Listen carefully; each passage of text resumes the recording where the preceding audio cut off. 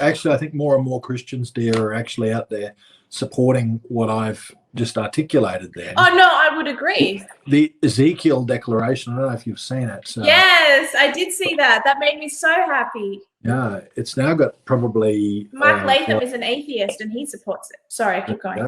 Well, it's probably pushing up to, it's well up over 2,000 as of last night. It's probably pushing now up to 3,000. I haven't had a look today, but what it is this declaration against lockdowns, but more so against the division that's going to be caused by vaccine passports or vaccine discrimination.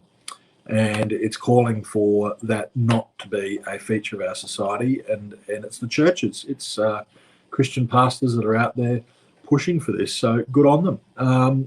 Yes. And they're citing the Bible, and they're citing great theologians of the past, and putting forward a very strong argument as to why there should not be this division in our society.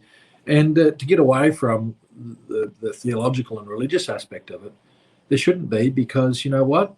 The vaccines are proving to be not as effective as what people thought they were. Absolutely. And you can still transmit. So what is the spreading? point? They're spreading.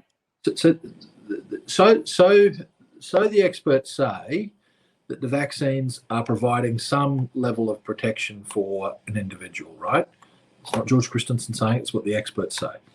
But they're also now saying that the efficacy in terms of the transmission is greatly less than what people actually thought. So, and the stats are bearing that out. So you can transmit if you have the vaccine. You can transmit if you don't have the vaccine. And therefore the question is, well, what is the purpose of a vaccine passport? Exactly what I've been wondering. Exactly what I've been wondering. What is the purpose of the vaccine if you still have to mask up? And, so you'll all get your rights back. And you know how nice the New South Wales government was with us recently? We're allowed to go out with 5 friends within our 5-kilometer radius. Thank you, Gladys. That's so nice of you. Like, are people stupid? Like, sometimes I wake up so depleted with the Australian people. Have you seen the French? They are sitting outside the cafes and they are non-stop. Australians do not have that stamina. Australians do not have that energy. We would have our country back in 2 to 3 weeks if we were all going in groups of, say, 40, 20 to Woolies, without a mask. If we were just doing these things and pretending everything was normal, and we did it in groups, that'd be one way we could fight back. But no one's doing anything. And the people who are doing something, Monica, they're getting arrested. Yes, and Anthony also getting arrested. These people are actually doing something. Yeah, well, the French have a very different history to us, and this is a bit of I think there's a reason for what we're seeing going on in our country. France went through a revolution, right? They killed 2 kings. Yeah, they lopped the heads for liberty and fraternity. They lopped the heads off the people they thought were their oppressors. So, that's one thing that France knows how to have a revolution. They do. You need to take some tips.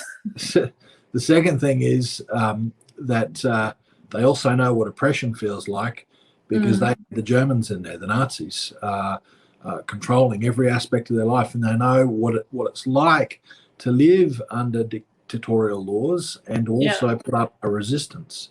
Yeah, Australia hasn't really had much in its collective history of that. But I mean, obviously, people today in France that probably didn't go through any of that, but the cultural memory of it lingers on, of all of it. I would say so.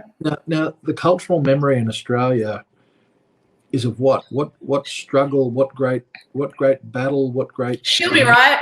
We had wars overseas, and we talk about the Anzac spirit, and it is a thing, but I got to tell you, it's a thing of our military. It's actually not a thing of our people. And what I've seen now is that when our back's against the wall, rather than, I'm going to be crass here, but when our back's against the wall, rather than rear up and fight, as the sort of mythology goes around Australians, what we've done is turned around and bent over.